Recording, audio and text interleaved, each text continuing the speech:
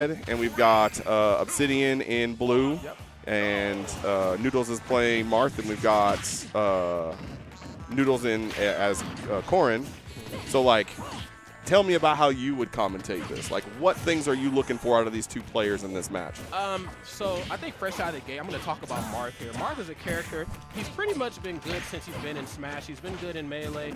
He was good in Project M. Project M was like the modded version. It was the modded version of Brawl. Yeah, yes. And then he was pretty good in Brawl as well, too. So, yeah, here we go in Smash 4. Fresh out of the gate, he wasn't as strong as his previous iterations, but as you know, the age of the internet allows us to have nerfs and buffs and updates. And so Marth got a little bit better, but this is probably the best that he's been in quite some time. And I tell you what, his normals are to die for. Even though, as I say that, he takes an L, yeah. He takes a quick L. And that's usually how it happens here for the most part. You know, you start talking up one player and then he kind of gets swept up a little bit. But there's a player that I'm actually a really big fan of. He's a national known player. His name is MK Leo. And he makes Marth look like he's top 3 in the game. Well, see, and that's something that I've learned about this game from a lot of people that play it here in Omaha is that, you know, you can – there's characters that everybody's like, oh, everybody is bad. This character is bad. You can't play this character. And then this guy shows up at this major and then completely dominates the scene. And everybody goes, oh, well, we didn't think about playing the game that way. So because they didn't have the practice or the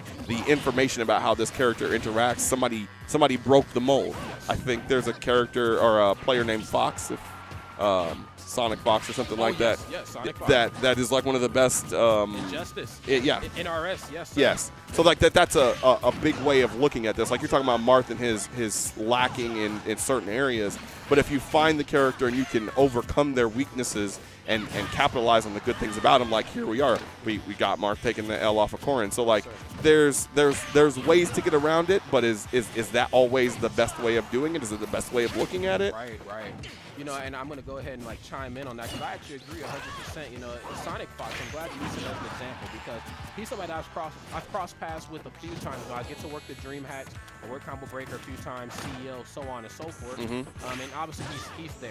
Now he's known for his Mortal Kombat and Justice gameplay, but as of late, he's been playing Marvel vs. Capcom Infinite, and he has been blowing guys up. And this is like his bread and butter. So for him to walk over into the hardcore fighting game scene and beating booty is probably a big thing. Well, there were some guys who were actually doubting him. So what happened was he was getting into Marvel vs. Capcom because I think it's a game that kind of fits his play style. Kind of like in Mortal Kombat, you get one hit, you turn that hit into as many hits as possible. Yeah. That's kind of what Marvel vs. Capcom follows. They follow that same suit, and so he ran across a player by the name of Filipino Champ, and he told him, you can't beat me, you know what I'm saying, go back to Injustice, blah, blah, blah.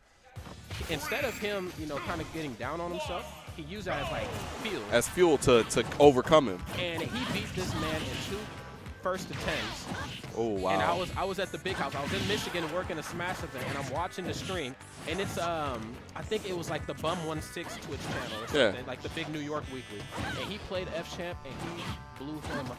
Oh man! He blew him up. Now, granted, all that time he put into Injustice, not Injustice, but Marvel vs. Capcom kind of hindered his Injustice play style because he went back to play on Hulu. That was like the Injustice on TV thing. Didn't do so hot, but you know what though? He's still a legend. I think he's still known pretty much for being the best in that game. Yeah, no, I can definitely. That's something that I've heard about before, and like I said, I only used him as an example because I was being learnt about Smash, and that was something that I learned about. I was like, okay, everybody talks about what characters are good and bad, and, you know, not to talk about UFS, but we run that same motto, you know, every character has their strengths and weaknesses. It's how you capitalize and overcome the character's strengths and weaknesses and make them playable. So seeing the Marth Marth got switched out now for Lucina, but being able to know when your beat is very important, and it sounds like Sonic Fox did that in Marvel vs. Capcom. So,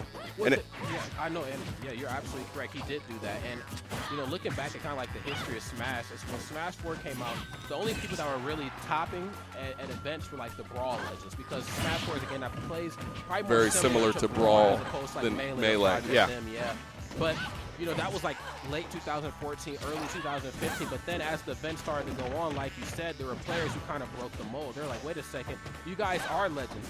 But you know what, though? I have just as much time to put into this game as you with whatever character I want to. I don't think that the gap is that big, and so tournaments started arising, and most notably, I'm going to use CEO 2016 as an example. Now, I didn't go, but I watched the majority of it on stream, and there were some pretty unorthodox characters like a Bowser Jr., a Palutena, that just really stuck. It's like our top players in the world, and that let me know that, you know what, though, there's still hope for some of these lesser-known regions, and that the gap, the skill ceiling isn't as high as you think it is. And yeah, I remember, like, I didn't watch the whole thing, but we were hanging out at Underground one day playing UFS, and they were streaming that. And I remember exactly what you're talking about, because I was talking to a couple people that play Smash there, and they were like, you know, this is kind of a big deal. There hasn't been a Bowser Jr. Like, nobody is interacting with these characters and figuring out how to get around them. So then all of a sudden they show up on the scene, and you go, I don't have a strategy for this. I don't. And I think